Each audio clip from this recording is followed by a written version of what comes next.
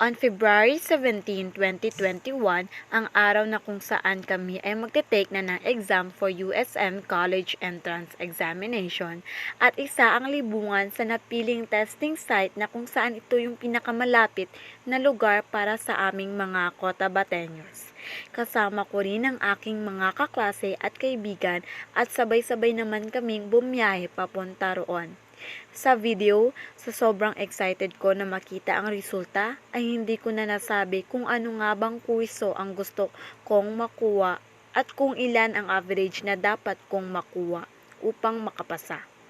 Ang gusto ko nga palang kurso ay ang BSA o Bachelor of Science in Accountancy at ang average na need ko upang mapasa ito ay 60% above. Sabay-sabay nating tingnan ang aking resulta sa ganap na college entrance examination for USM Cabacan. Hi guys! So welcome back to my YouTube channel. This is me, Angie the Vlogger. So for today's video, ayan, bago lahat is ngayon ang oras is 10:29 PM as in gabi na. And then patulog na sana ako.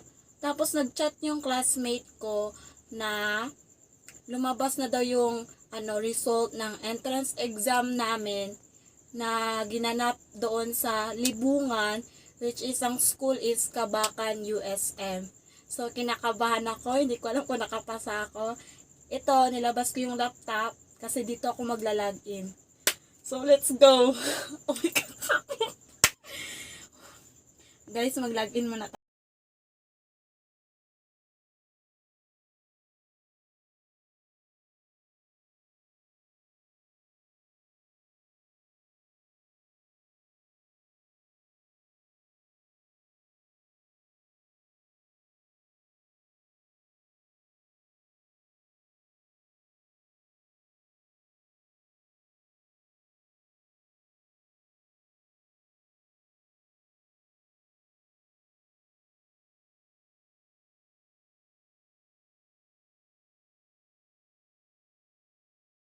Kote.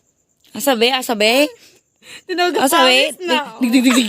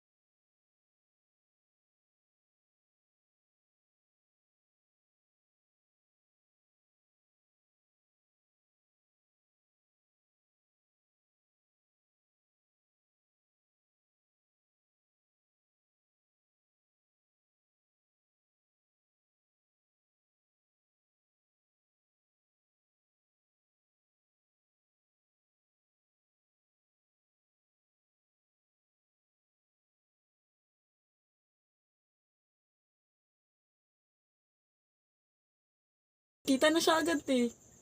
Baby. Ayaw sa, pikit sa. Ate ko, huwag ka magsamita ah. Okay, so ayun lang. 1, 2, 3, come on!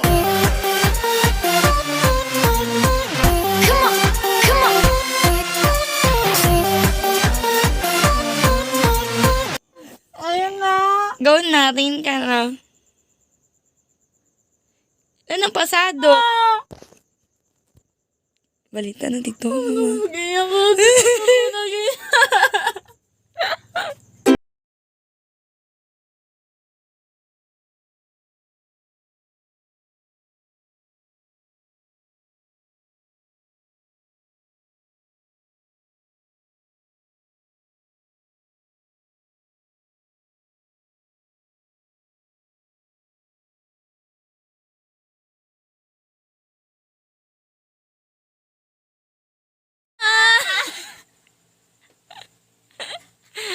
Iyan na, oy. That's all guys. Don't forget to like, share, Wag na. comment, subscribe to our YouTube channel. Bye-bye.